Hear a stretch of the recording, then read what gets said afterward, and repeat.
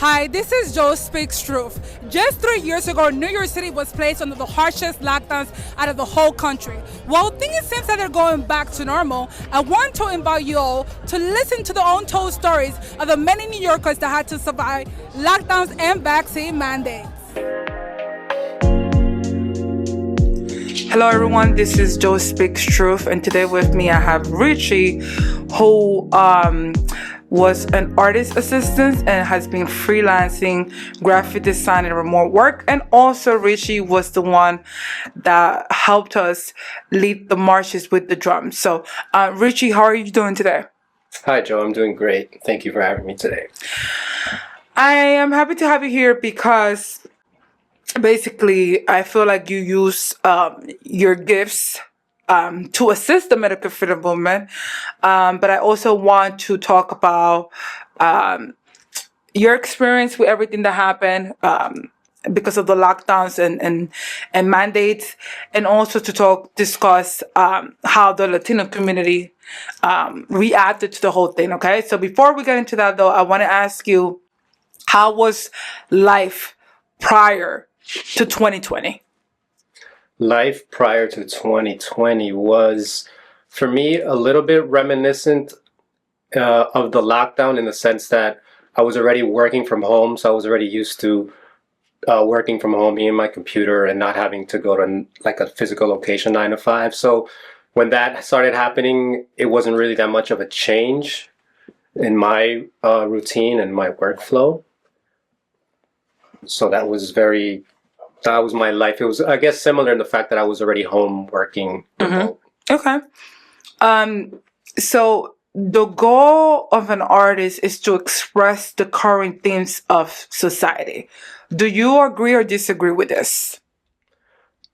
Yeah, I agree. Then again, also art can be whatever the artist feels the need to express. So obviously it is, a lot of it has to do with the times that they're living in. But then again, other artists just do whatever they want, so it's up to them.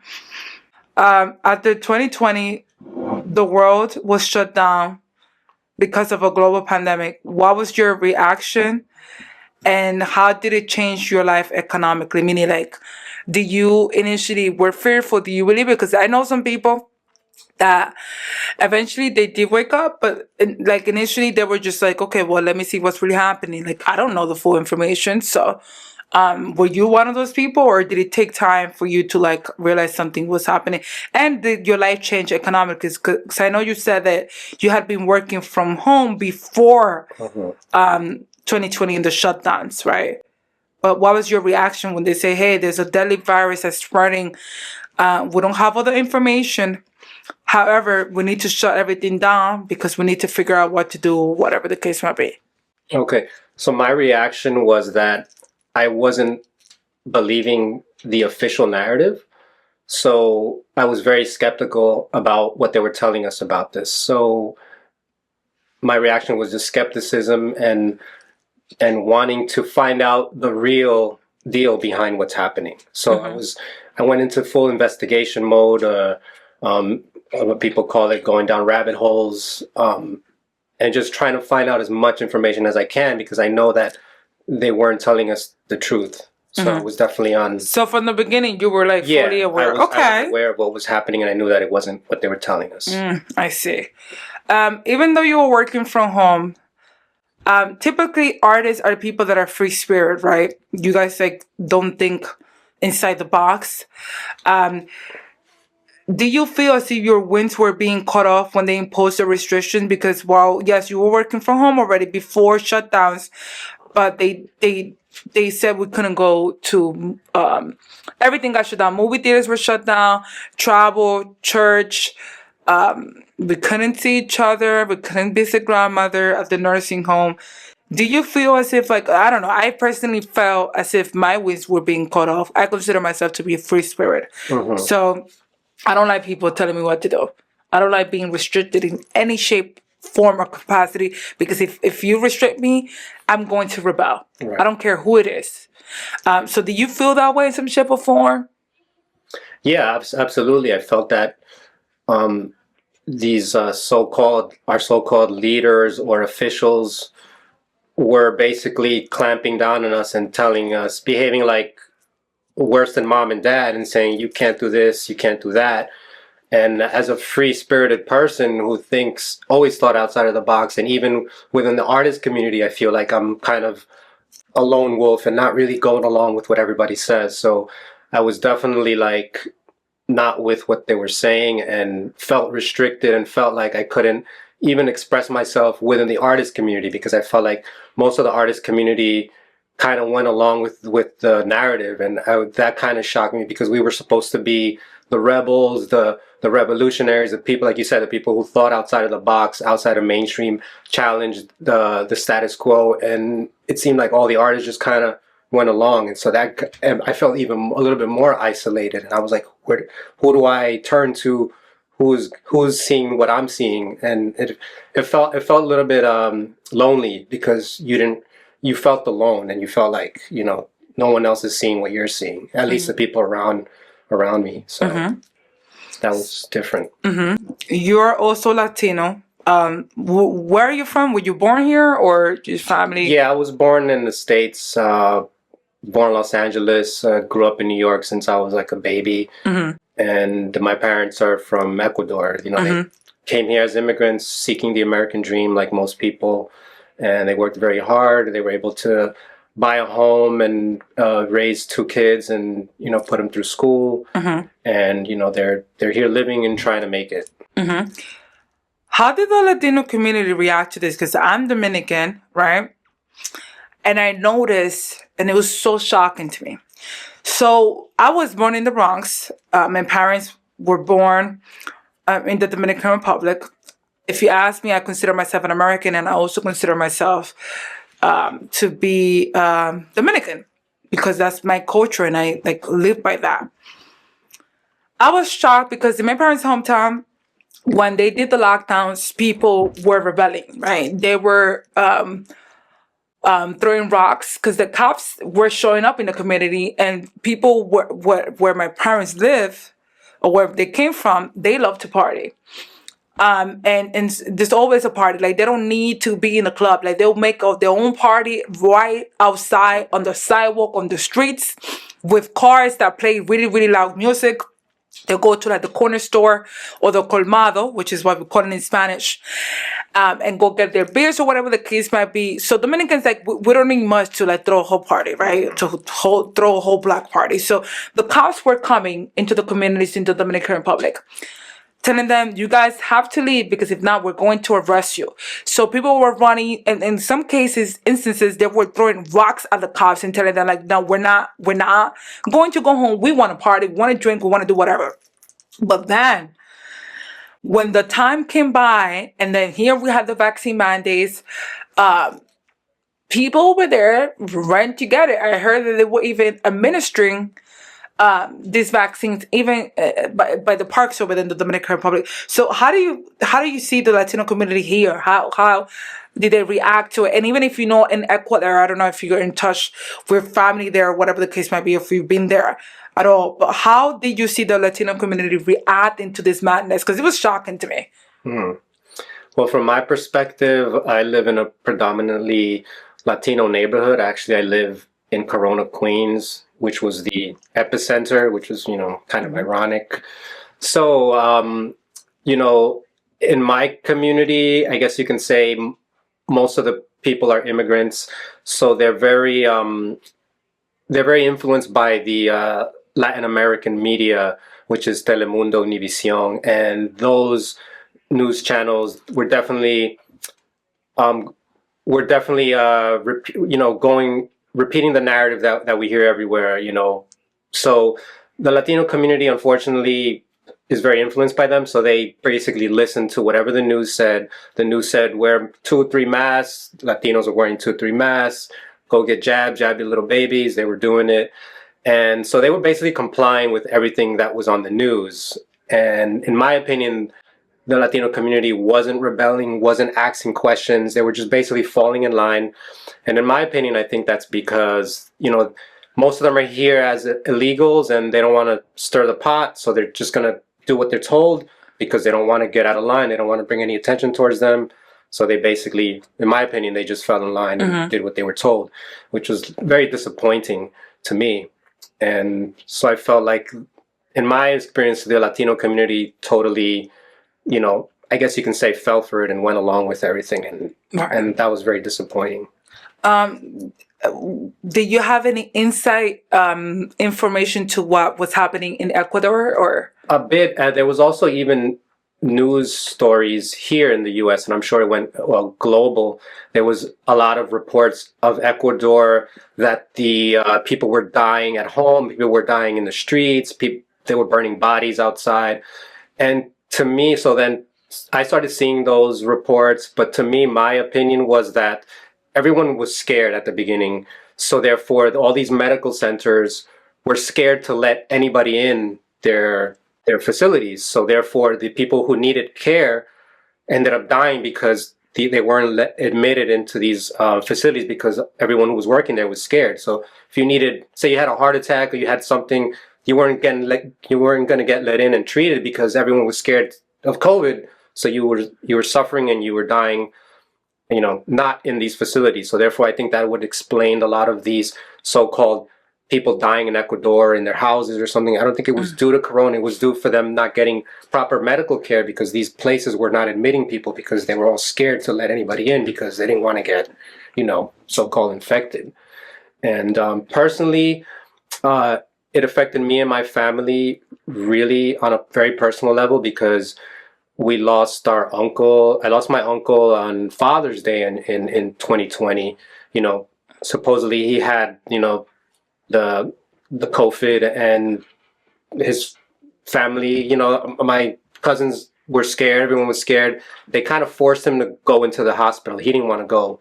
So was this in New York, or this was in Ecuador? In Ecuador, okay. So they forced him to go to the hospital. He's like, no, it's just a cold. I'll be okay. I'll just, I'll ride it out. They pleaded for him to go to the hospital. They admitted him to the hospital. Like usual, they ended up intubating him. He was in a coma, and he didn't make it out of the coma. So there was, Zoom family prayer meetings for him, and then there was a Zoom funeral. So it was very difficult for the family. It scared everyone in the family, and the aftermath of that was, once these shots came out, the whole family ran to get it, because they didn't want to. Obviously, it's understandable. They were scared and they didn't want to go to receive the same fate as my relative is. So rest in peace to my Uncle Tito. How did your family and friends react to your decision to not participate in this whole groupthink mentality of, I have to wear the mask and I have to get vaccinated? Well, most of my friends, I lost some friends. I was yelled at and cursed at and name called by some friends because they obviously were calling me crazy, and whatever other names that come along with when you are speaking out of the norm. So family was also, like I said, most of my family was scared, got vaxxed. Most of my family was calling me a crazy conspiracy nut, and pretty much wacko. Just kind of whatever name you could call, they were calling me, and they were just saying, just get it. Why are you so scared? Blah, blah, blah. They were just trying to convince me and thought I was just a nut. My immediate family, my mom and dad, luckily I was able to red pill them during the 2020. I think they got sick in the beginning of 2020, and I was making a lot of herbal teas for them and making sure they were okay. They got through it, and they saw that it was fine. So they were slowly. I was starting to red pill them with information, so they slowly started to wake up and see that this isn't really what they're telling us. So I'm kind of thankful that my mom and dad were able to see past the bull, and I was able to sort of make them think otherwise, and they were open to receiving other information. So I was able to at least open their eyes, which I was fine with. The other people or whatever, friends come and go, it doesn't really matter. But it was just interesting how mostly everybody just kind of, they stepped aside and they kind of looked at you a little weird, and maybe who knows what else they thought, but there was definitely some pushback from some people. Right. As time went by, 2020, then 2021, when things continued to escalate and then we couldn't even go to restaurants and things like that, how did that make you feel? And were you then affected financially eventually, or how was that? I thought it was crazy. Like I thought when we were experiencing that, it was really wild because this was something that you kind of imagined or maybe read about years ago about like certain things that they want to do in the future, and when you're reading it, it sounds very just like science fiction almost, or like very crazy. But then when you're actually going through something like that, it was very surreal, it was very incredible, and it was just kind of like it was like a movie. It was like a weird movie, Right. and it's like sometimes I can't even believe it was real. So it was definitely very, to try to really think about it now, it was very crazy times. Like, it was so wild. I don't know. No, I agree. It was oof, having to wake up and not be able, like if you feel like, hey, I want to go to this particular restaurant, something that you have been conditioned to do for so many years, and then all of a sudden, here comes a time where not where everything got shut down, and then because you decided, hey, I'm not participating in this whole group think or experiment, and I'm not going to go along with the agenda. You can't just walk into some of the same restaurants that you used to just go to. I remember I used to go to this particular restaurant around Union Square, and I even went there for my birthday, 2021. But as everything kept escalating with these vaccine mandates, I would then go. I made attempts to go after they placed in the vaccine mandate, thinking like, oh well, I've been here before, they know me. No, I went to the restaurant and they were very nasty, and they were just not willing to let me go. So now that the vaccine mandates have been removed, I would never in my life go to the restaurant. I could be starving on the sidewalk, and that restaurant could be the last place on earth with food, and you will not catch me going inside. Because I think people need to set the tone and let these people know, like, you guys did what you did. I have not forgotten. Because if we do forget and we pretend like, oh yeah, everything's back to normal now, or whatever the case might be, these same people are going to do it again. And I think people need to be taught a lesson on what it's like to live in integrity and do the right thing regardless of whatever public health officials or whatever the hell say. But financially, did your life change? Were you ever affected? Well, yeah, obviously, when the economy is bad and businesses get shut down and, the economy suffers, usually arts and entertainment are one of the first things that get downsized during a time like that. So therefore, there was less work in art. I was, prior to that, I was outside, painting murals. And then after that, it was like nobody wanted to hire artists anymore. So it was like everyone was definitely just buying the bare minimum and the necessities. So art is not really a necessity to most businesses. So that really got cut. So there was less work everywhere. Did you apply for unemployment or anything like that? No, because I wasn't really working on the books. I really couldn't apply. I was freelance, so I really couldn't. Yeah. So, I mean, I did. I worked for a place in May of 2022. I was hired in the beginning of May, worked the whole month. At the end of the month, one of the managers, this was in Brooklyn, so you can imagine one of the managers at the end, woke Brooklyn. So one of the managers at the end of the month was like, hey, he asked me if I was, if I had the jab. And, I should have lied in retrospect, but now, I was like very honest, like, no, I didn't get it. So he's like, oh, the boss doesn't want people without the jab to work here. So, and I'm like, aren't the mandates over? The mandates over in March. We're over in March, and this was already May. So he's like, yeah, I know, but the boss wants everybody to be jabbed. So he's like, at the end of the day, just finish the day up, don't tell anybody, and, just don't come back. And I was like, wow, that was kind of weird. I'm like, they waited a whole month to ask me if I was jabbed, and then now that I'm not, it's like, okay, just go home. And I'm like, okay, I was making pretty good money. I was learning carpentry for like scenic design and sets. It was a very creative job. And then all of a sudden it's like, okay, bye.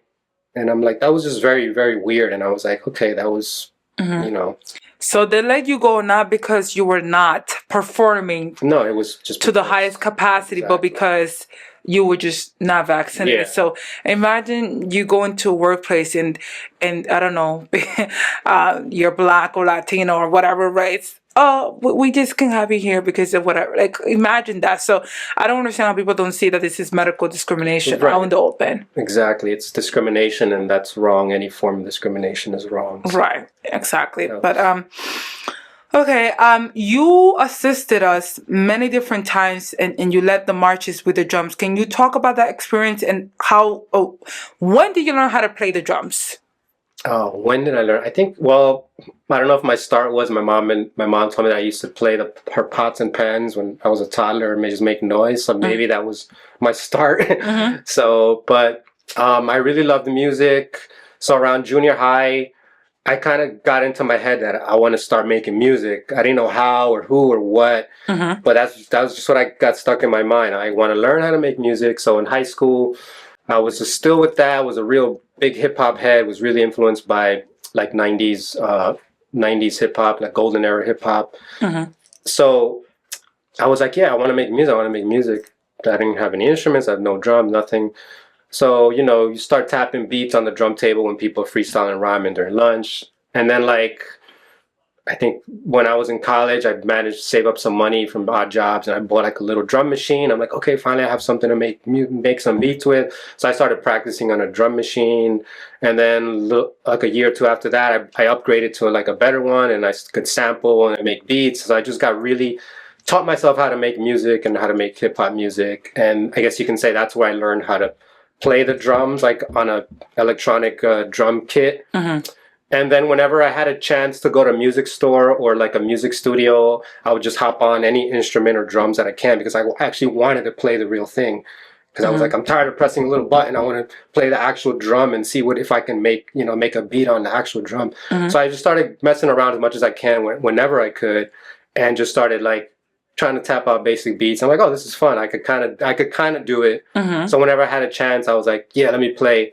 And then a little later, I bought like that drum that you see me at the marches with. I just bought it. I'm like, oh, this is cool. It was on sale. It was like a floor model. It had a little scratch and dent, so it was like cheaper. So like, I don't care. It still sounds good. I need like a drum to play, like a physical drum. So I got that drum, and then I remember I protested the Iraq War with that drum. They were having a protest way back when, and I was there with hundreds of people and brought that drum and was protesting the war then. And then didn't really bring it out for another protest until this 2021 started. So yeah, I was like, you know what, I think it's time to take it back out in the streets. But yeah, I think every time I had an instrument or piano or guitar, I picked it up and I just wanted to make some sort of music and sounds with it, because I was really into music. And but yeah, I kind of taught myself how to do all that stuff.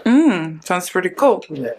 Do you have any regrets about the side you took? Not getting vaccinated, not doing the mask, and still resisting tyranny. Do you have any regrets, like, about anything? Absolutely no regrets. The only I don't know about the regret, but I just kind of wish that I could have done more in the beginning and just done more to try to wake more people up. But definitely, I do not regret choosing the side that I chose.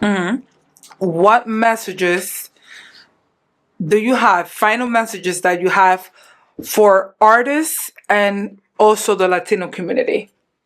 Well, I also like to say that not only did I play the drums, but I did design some flyers early on in 2021 for some marches and protests that you guys did. So I was also visually and audio wise helping out with the movement.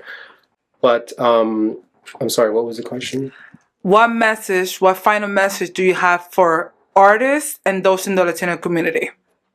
The final message to the Latino community is... And artists as well. To the Latino community, despierta mi gente. Say, wake up, my people. Start thinking for yourselves, critically think. Turn off the mainstream news medias and ask questions and start thinking for yourself. And for the artist community, same thing. You guys, I was very disappointed with the artist community because they all fell in line and complied.